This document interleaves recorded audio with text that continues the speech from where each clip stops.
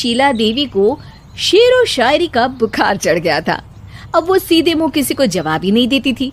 उनके पति और उनका बेटा तो काम करने घर से बाहर चले जाते थे और उनकी शायरी झेलनी पड़ती थी बहू रेणु को। अब सास बोलती नहीं, अर्ज करती थी, संदूक पे रखी संदूक, संदूक में रखे झुमके, बहू झुमके निकाल के दे मेरे, कहाँ लगा रही है ठुमके। माँ जी, झुमके तो आपके निकाल दूंगी मैं, लेकिन आपके दिमाग से ये शायरी का भूत कैसे निकलेगा? छोटे लोग नहीं समझेंगे, शायरी है शौक बड़ा, तू अपने काम से काम रख, मेरे काम में मत टांग अड़ा। शौक अलग बात है, लेकिन हर चीज में अपना शौक डाल देने से जग हंसाई हो सकती है सासू माँ।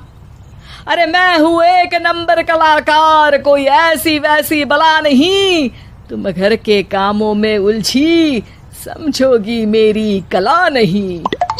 ठीक है माँ जी, आप नहीं समझती तो कोई बात नहीं, लाओ मैं आपके झुमके ही निकाल कर दे देती हूँ। बहू सास के झुमके निकाल कर देती है और वहां से चली जाती है।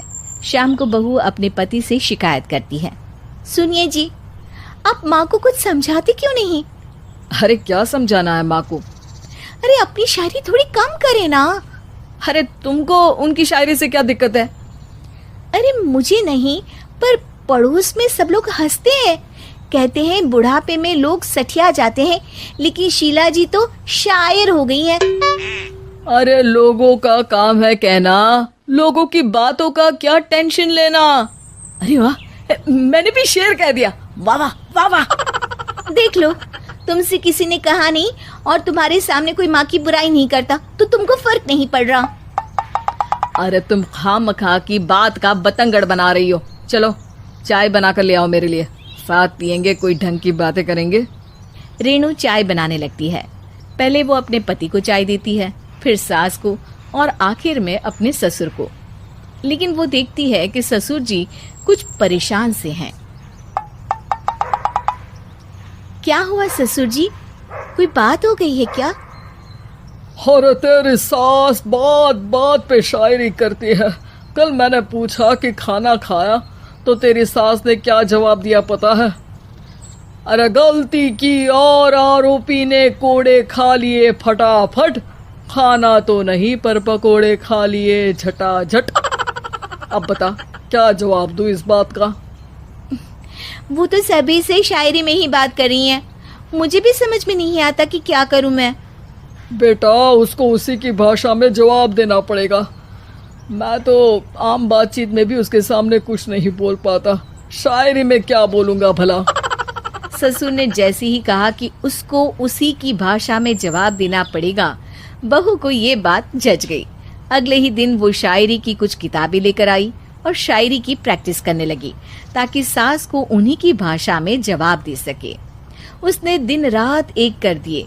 एक दिन सब साथ में बैठकर टीवी देख रहे थे, तभी रेणु सबके लिए बिरयानी बनाकर लाती है, लेकिन सास को बिरयानी भाती नहीं। कौवा करता काऊ काऊ, चिड़िया बोलती ची ची, इतना खराब बिरयानी बनाई है कि मुंह से निकले छी छी। बस इसी मौके का तो बहू को इंतजार था, क्योंकि अब बहू सास को उसी की भाषा में जवाब देने के लिए तैयार थी। माँ जी, हमको अपनी ये बेकार शायरी ना सुनाइए, जैसी भी बनी है बिरयानी चुपचाप खाइए। ससुर जी और रेणु के पति ने रेणु का जवाब सुनते ही जोर से ताली बजाई और सास ने जब रेणु का शायराना जवाब सुना तो उनके गले में बिरयानी अटक गई। बहू ने एक और शायरी का तीर छोड़ा।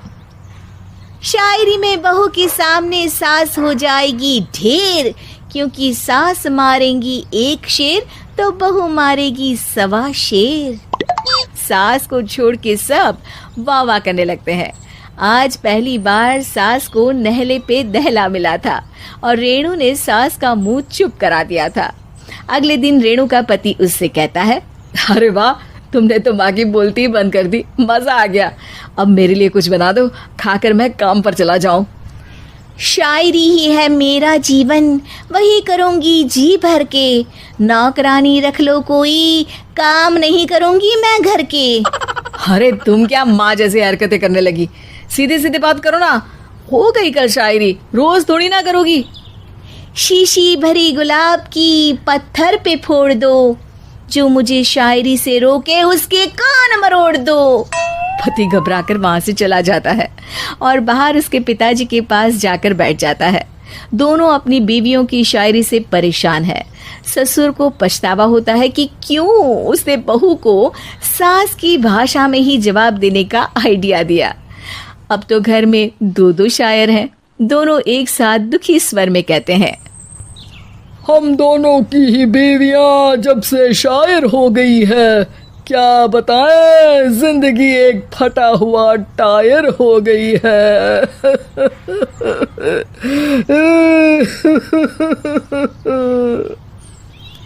हम दोनों की ही बीवियां जब से शायर हो गई है, क्या बताएं, जिंदगी एक फटा हुआ टायर हो गई है।